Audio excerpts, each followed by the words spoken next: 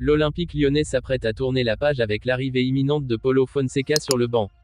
RMC Sport révèle qu'un accord total a été trouvé entre l'OL et l'entraîneur portugais, qui était libre depuis son départ précipité de l'AC Milan il y a à peine un mois.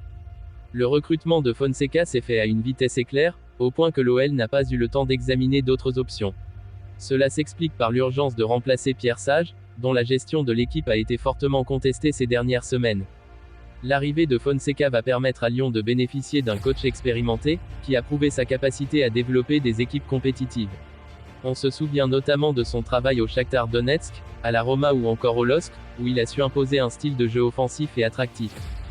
Quel défi pour Fonseca à Lyon? Dès son arrivée, Fonseca aura des chocs à gérer, notamment en Europa League contre Ludogorets et en Ligue 1 face à l'OM. De plus, il devra rapidement faire des ajustements tactiques et renforcer un effectif lyonnais en difficulté cette saison. Mais la vraie question est que John Textor a-t-il fait le bon choix en allant si vite sur Fonseca? Est-ce que le coach portugais parviendra-t-il à redresser l'OL en si peu de temps? Dites-le nous en commentaire. L'ère Ruben Amorim commence à Manchester United, et certains cadres historiques commencent déjà à en payer le prix.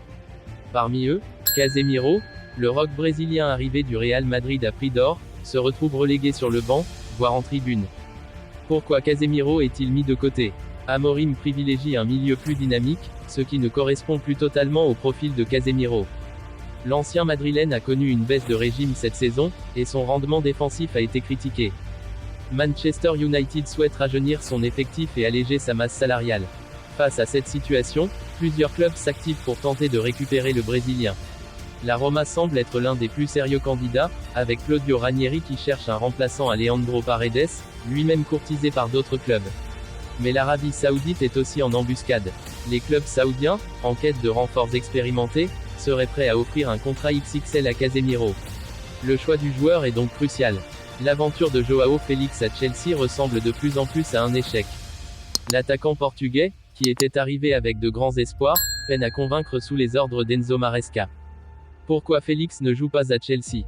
Une concurrence féroce avec Pedro Neto, Jadon Sancho, Noni Madueke et Cole Palmer. Un manque de régularité et des performances en demi-teinte.